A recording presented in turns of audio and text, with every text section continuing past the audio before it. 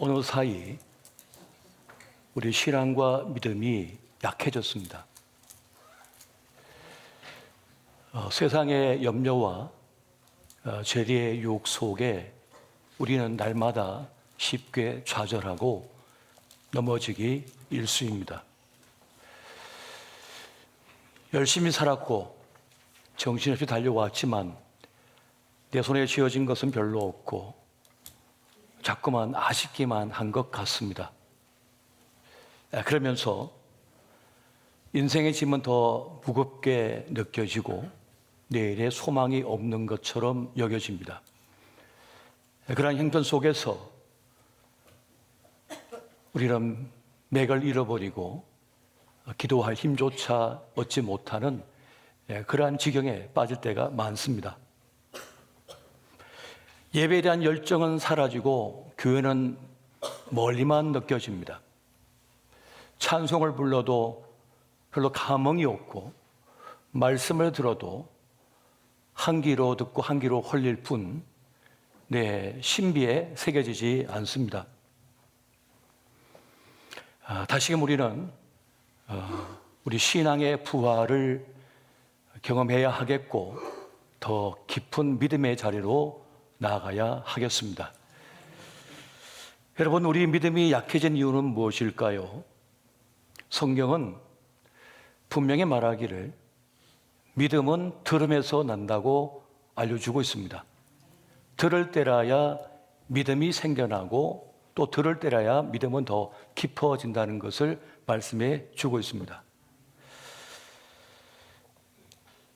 호세아 선지자는 더 나아가서 여호와를 알라, 힘써 여호와를 알라라고 말씀해 주고 있습니다. 하나님을 알면 알수록 또 가까이 나갈수록 우리는 하나님을 깨닫고 하나님을 향한 믿음을 소유한 사람이 될 수가 있습니다. 그 여호와 하나님의 구원하심을 믿고 의지할 때 우리는 다시 삶의 기쁨을 회복할 수 있게 될 것입니다. 여러분, 천국은 침노하는 자의 것이라고 했습니다. 내가 하나님을 가까이 하면 하나님께서 가까이 하여 주시고 우리가 부르짖을 때에 우리가 알지 못하는 비밀한 그 일을 행하여 주리라 라고 말씀해 주고 계십니다. 그러므로 여러분의 믿음과 신앙이 약해졌다면 다시 주님을 찾으시고 더 가까이 나가시며 말씀을 들으시기 바랍니다. 애굽에 정착했던 요셉은 110세의 운명이었습니다. 17세에 종으로 팔려갔으니까 93년을 애굽에서 산 겁니다. 30세에 총리가 되었으니까 그때부터 그는 영화를 누리고 큰 번영을 누리는 인생을 살았습니다. 하지만 그 풍족하고 부유하며 영화로운 삶을 살았지만은 그런 애굽 사람으로 살지 않았습니다. 순경이든지 역경이든지 상관이 없이 그는 하나님의 사람으로 살다가 이 세상을 떠났습니다. 그런 약속의 말씀을 붙들었으며 하나님께서 약속하신 가나안 땅을 꿈꾸었고 그 성취를 기대하며 기도하며 살다가 하나님의 부르심을 받은 것입니다. 그것이 가능했던 이유는 어디에 있을까요? 그에게는 하나님에 대한 기억이 있었기 때문입니다. 하나님의 구원을 경험한 그 경험을 갖고 있었기 때문입니다. 단순히 사업이 잘 되고 건강하며 또 병이 낫고 자식이 잘 되고 하는 정도의 성공이 아니라 하나님 그 자체를 경험했기 때문이었습니다. 하나님을 경험했기 때문에 그 기억이 그의 믿음을 지켰고 그의 신앙의 삶을 유지하도록 했던 것입니다. 기보, 전달자가 필요합니다. 하나님을 이야기하고 하나님의 구원의 역사를 말해주며 하나님의 약속을 자꾸만 들려주는 기억 전달자가 있어야 됩니다. 영적인 기보, 전달자가 필요한 겁니다. 아브라함은 하나님으로부터 미래에 있을 사건에 대하여 듣습니다. 너의 후손들이 이방에서 객으로 있다가 고난을 당한다. 그러다가 하나님의 도우심, 하나님의 개입하심을 통하여 구원을 받을 것이다 라고 하는 그런 말씀을 듣습니다. 창세기 15장 13절과 14절을 보면 이렇게 말씀합니다. 여호와께서 아브라함에게 이르시되 너는 반드시 알라. 내 자손이 이방에서 객이 되어 그들을 섬기겠고 그들은 400년 동안 내 자손을 괴롭히리니 그들이 섬기는 나라를 내가 징벌할지며 그 후에 내 자손이 큰 재물을 일끌고 나오리라. 이미 오래전에 400년 동안 큰 고난을 당할 것이다. 그러나 하나님께서 개입하심으로 구원하여 줄 것이라는 예언의 말씀을 받은 겁니다. 그리고 아브라함은 그것을 후손들에게 알려줍니다. 하나님의 예언과 구원의 약속은 아브라함에게서 이삭에게로, 이삭에게서 야곱에게로, 야곱에서 요셉으로, 그리고 모세로까지 이어져 가게 됩니다. 창세기 50장 24절과 25절을 보면 이렇습니다. 요셉이 그의 형제들에게 이르되 나는 죽을 것이나 하나님이 당신들을 돌보시고 당신들을 이 땅에서 인도하여 내사 아브라함과 이삭과 야곱에게 맹세하신 땅에 이르게 하시리라 하고, 요셉이 또 이스라엘 자손에게 맹세시켜 이르기를 하나님이 반드시 당신들을 돌보시리니 당신들은 여기서 내 해골을 메고 올라가겠다 하라 하였더라. 유언한 겁니다. 요셉이 앞으로 일어날 일들에 대하여, 행할 일에 대하여. 그리고 세월이 흘러 이제 모세 때가 되었습니다. 모세는 출애굽할 때 그 요셉의 유언대로 행합니다.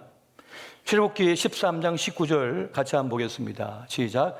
모세가 요셉의 유고를 가졌으니 이는 요셉이 이스라엘 자손으로 단단히 맹세하게 하여 이르기를 하나님이 반드시 너희를 찾아오시리니 너희는 내 유고를 여기서 가지고 나가라 하였음이더라. 아멘. 순경의 때에도 역경의 때에도 풍요 때에도 빈곤의 때에도 또 시간이 흘러도 변함이 없는 신앙, 믿음은 어디서 오는가? 하나님을 만난 사건, 구원의 경험과 그리고 하나님에 대한 약속의 그 언약의 말씀을 전달해 줄 때, 자꾸만 들려줄 때 믿음이 생겨버립니다. 그리고 그것이 그를 살게 하고 그를 붙들어 줍니다. 절망하지 않게 만들어 주시는 거예요. 하나님이 반드시 너를 찾아올 것이다. 하나님께서 반드시 너희를 찾아와 구원하실 것이다 라고 하는 이 소망의 메시지를 준 거예요. 그래서 그 말씀을 붙든 겁니다. 그 말씀을 붙들고 살아낸 거예요. 말씀의 위대함이 여기 있는 겁니다. 여러분, 하나님의 말씀은 기적의 말씀이고 창조의 씨앗입니다. 그래서 그 말씀은 사라지지 않고 살아서 역사하는 거예요. 사람의 말도 역사하는데 어떻게 하나님 말씀이 역사하지 않겠어요? 그 말씀 붙들고 있었던 겁니다. 히브리 민족을 위해 이제 모세가 아론과 함께 바로 왕을 만납니다. 하나님 말씀을 전하지만 바로는 요지부동입니다. 히브리 민족을 구원하고자 하는 하나님의 메시지를 전했지만 더 강팍해지고 더 강압적으로 히브리 백성들을 괴롭힙니다. 모세는 그 아론을 하여금 지팡이를 던지기 위해서 뱀이 되게 만듭니다. 그랬더니 그 바로의 술사들도 지팡이를 던져서 뱀이 되게 만듭니다. 이 아론이 던진 그 지팡이가 뱀이 되어서 그 큰 뱀이 그 술사들의 뱀을 다 잡아먹지만 바로는 흔들림이 없습니다. 그래서 나일강 물이 피가 되게 만들어버립니다. 악취가 나고 물고기가 죽어버립니다. 그랬더니 술사들도 요술을 부려서 흉내를 냅니다. 그러니까 바로가 그냥 자기 궁으로 들어가 버립니다. 자기 방으로 들어가 버리는 거죠. 자, 여기서 이제 10가지 재앙이 시작이 됩니다. 10가지 재앙이 보여주는 상징이 있습니다. 메시지가 있습니다. 이집트의 이 애굽의 파라오, 이 바로는 그 왕관에 뱀이 있습니다. 뱀을 숭배하고 숭상합니다. 그리고 나일강은 그들의 젖줄입니다. 그 애굽이 비옥한 땅이 되었던 것은 물 때문입니다. 물. 그 물로 인하여 번영했습니다. 그것이 그들에게 가장 강력한 것이었어요. 그리고 그들의 터전이었습니다. 그런데 그것을 단 한순간에 먹지 못할 물로 만들어버립니다. 아무것도 아닌 것처럼 만들어버리죠. 그리고 이후에 10가지 재앙들을 보면 모두가 그 애굽 사람들, 바로가 숭상하는 것들이에요. 또 두려워하는 것들이에요. 신으로 섬기는 것들입니다. 모든 것들이. 그리고 그들이 가장 소중하게 여기는 자식이 있습니다. 장자가 있습니다.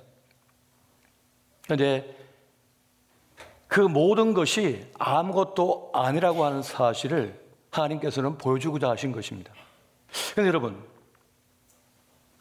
출애굽기를 읽고 묵상하면서 깨닫는 바는 그것입니다.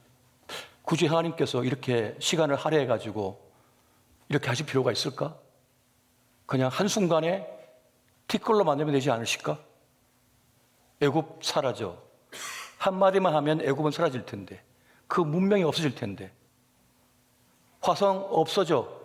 한마디 하면 화성이 지워질 텐데, 명왕성, 해왕성, 토성 다 사라질 텐데, 말씀으로 우주를 창조하시고 이 세상을 창조하시고 생명을 창조하신 분이시고 심판하신 분이신데, 그냥 한 말씀만 하시면 될 걸 왜 굳이 이렇게 많은 시간을 할애하고 이 공을 들이냔 말이에요. 그럴 필요가 없거든요, 사실은. 하나님께서는 죄인이라도 구원받기를 원하고 회개하기를 원하신다고 말씀하십니다. 그리고 더 중요한, 이 히브리 백성들이 하나님을 하나님 되게 알기를 원하셨습니다. 하나님을 하나님 되게 아는 것이 그렇게 중요한 겁니다. 그래서 하나님께서는 이 시간, 이 스토리를 통해서 하나님을 하나님 되게 고백하는 자기 백성이 되도록 하기 위하여 이 모든 과정을 거치고 있는 겁니다. 하나님은 누구신지, 하나님은 진짜 무엇을 원하시는지, 히브리 민족에게 어떠한 존재인지, 그리고 출애굽기를 기록하게 함으로써 우리들로 하여금 하나님이 어떠한 문제를 알고 어떤 분이신지를 알고 우리를 어떻게 사랑하신지를 알고 그 하나님 백성이 될 수 있도록 자랑스럽게 살아가기를 주님께서 원하시는 겁니다. 그래서 기록하여 우리에게 읽혀지게 하시고 또 그것을 깨닫게 하고 계시는 것입니다. 여러분, 하나님은 어디에도 매이지 아니하시고 어떤 것을 구해야 되지 않으시며 완전하게 구원을 성취하는 분이신 줄 믿으시기 바랍니다. 여러분, 하나님은 누구에게나 양해를 구하지 않습니다. 물어보지 않으십니다. 완전한 지혜와 완전한 방법을 통하여 구원을 성취하시는 분이십니다. 그래서 하나님께서 하시는 일에는 그림자가 남지 않아요. 상처가 남지 않아요. 그런데 우리가 하는 일은요, 자식에게, 그 사랑하는 자녀에게 하는 일도 그림자가 남아요. 상처가 남아요. 그래서 원망한 일이 발생해요. 사랑함에도 불구하고, 위해 줌에도 불구하고 스스로에게 상처를 주고 아픔을 주고 그림자를 남겨요. 그러나 완전하신 하나님은 그림자를 남기지 않습니다. 감동이 있고 감격이 있고 억울함이 없습니다. 기쁨이 있는 것입니다. 그렇다면 우리가 해야 할 일은 무엇인가요? 그 완전하신 하나님께서 우리를 위하여 행하시는 그 구원의 일을 그대로 받아들여야 함을 믿으시기 바랍니다. 하나님께서는 우리를 잘 아십니다. 그리고 우리에게 필요한 것이 무엇인지 아십니다. 어떻게 하는 것이 가장 잘 되는 것인 줄 아시는 거예요. 그리고 하나님은 내가 할 수 없고 내가 꿈꿀 수 없는 그 일을 행하십니다. 그러므로 우리는 그냥 주님의 하나님의 구원을 영접하기만 하면 됩니다. 그냥 받아들이기만 하면 내 것이 되는 것입니다. 여러분, 하나님 하신 일에 묻지도 말고 따지지도 마시기 바랍니다. 히브리 백성들은 그저 하나님께서 행하시는 구원의 역사를 그냥 받아들이면 됩니다. 아유, 무슨 말입니까? 내 구원은 내가 이룰 겁니다. 자, 모두 칼 들어라. 자, 곡괭이 들어라. 낫 들어라. 하면서 애국 군대와 맞섰다면 어떻게 됐을까요? 하루도 버티지 못했을 겁니다. 얼마나 강력한 군대를 가지고 있는지. 당시에 최강대국이었잖아요. 애국은 말이죠. 하나님께서는 너희는 가만히 있어 하나님됨을 알지어다라고 말씀하시면서 전쟁은 나에게 속한 것이니 하시면서 그 구원의 역사를 이루고 계시는 것입니다. 우리가 해야 할 일은 뭡니까? 하나님의 구원하심을 믿는 겁니다. 그래서 영접하는 것입니다. 우리는 하나님의 하나님 되심을 인정할 수 있어야겠습니다. 어느 순간 우리의 믿음이 약해지고 신앙이 약해져가지고 하나님은 못해, 내가 못하니까 하는 생각을 가져요. 아무것도 난 소망할 대상이 없어 라고 하는 생각을 가질 때가 생겨버립니다. 그런 마음속에 빠져버립니다. 그렇지 않습니다. 하나님은 못하실 일이 없고 이루지 못할 구원이 없음을 믿으시기 바랍니다. 세례 요한은 하나님 뜻에 전적으로 모든 걸 위탁해 버립니다. 세례 요한을 따르던 제자들이 있습니다. 그런데 제자 몇몇이 나사렛 예수에게 찾아가서 말씀을 듣고 감동을 받습니다. 이 얘기를 해주자 세례 요한이 그렇게 말합니다. 그는 흥하여야 하겠고 나는 쇠하여야 하리라. 하나님 뜻이라면 나는 그대로 받들 것이다 라고 하는 그 고백을 하고 있습니다.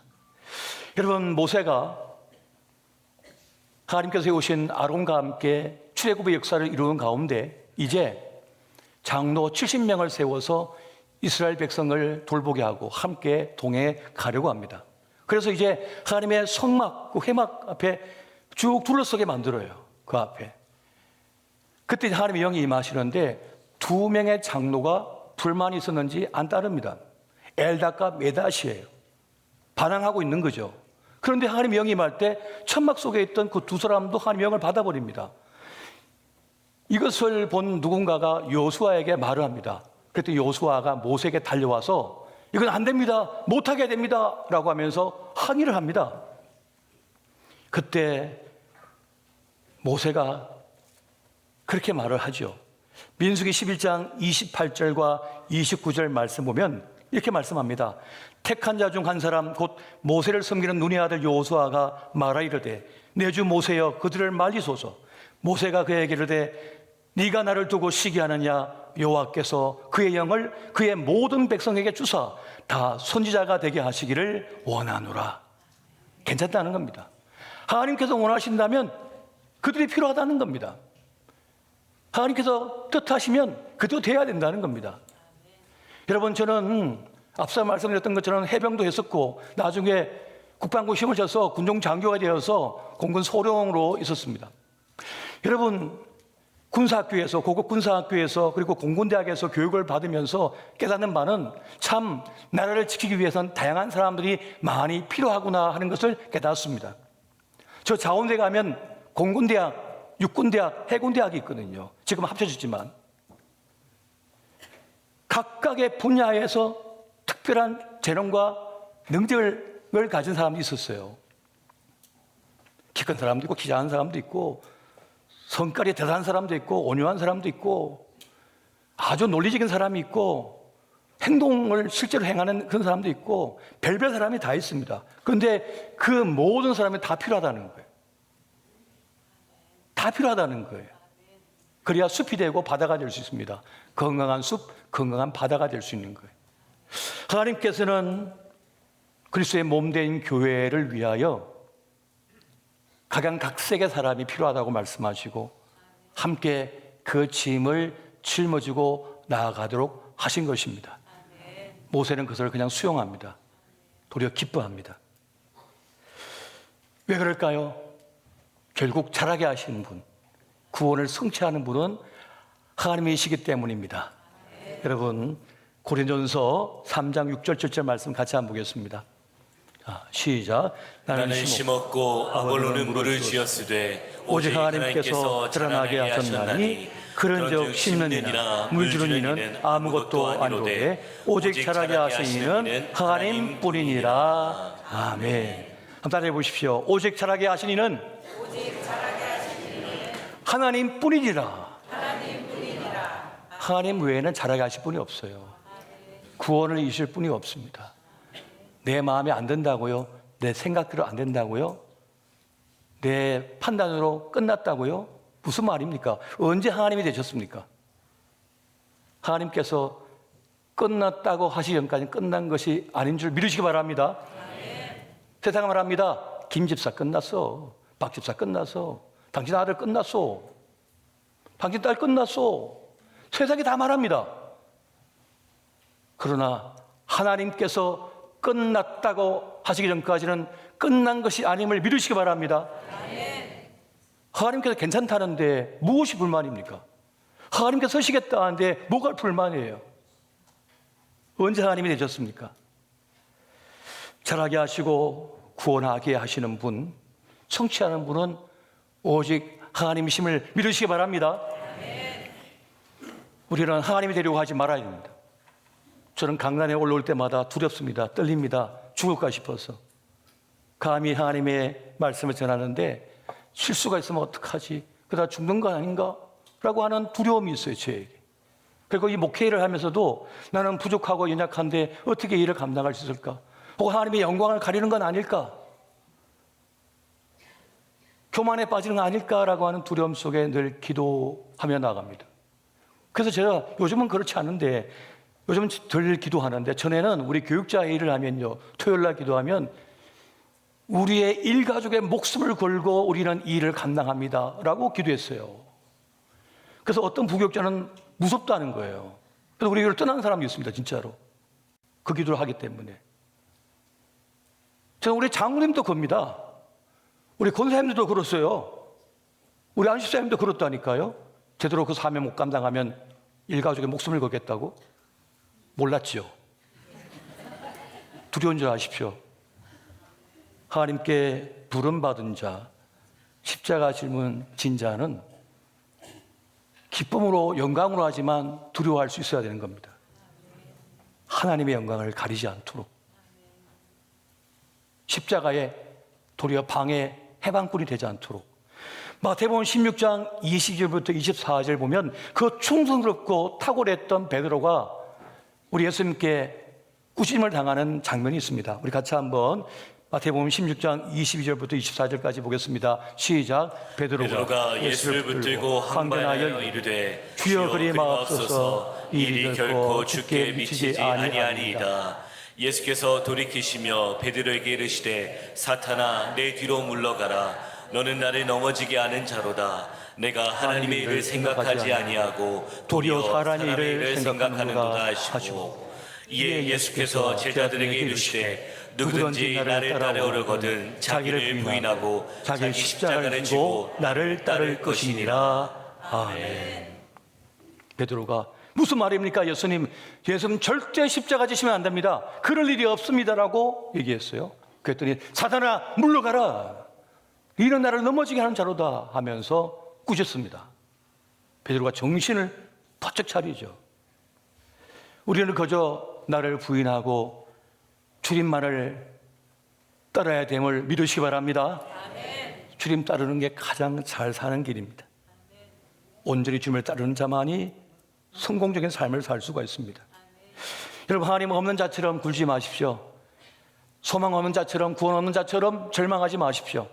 나의 구원은 하나님께 있도다. 고백하시기 바랍니다. 하나님을 우리가 저버리지 않으면, 하나님 믿고 나아가면 하나님께서 그 승리의 손길로 우리를 붙잡아 주셔서 악이라도 손으로 바꾸어내시며 인도하여 주실 것입니다. 우리의 눈에 볼 때는 악입니다. 형편없는 겁니다. 보잘것 없는 겁니다. 근데 주님께서 만지시고 이루시면 그 악이라도 선으로 바꾸어지며 최종적 승리와 최종적 구원을 주시는 은혜를 맛보게 될 것입니다. 이 은혜가 함께 하시기를 예수 이름으로 축원드립니다.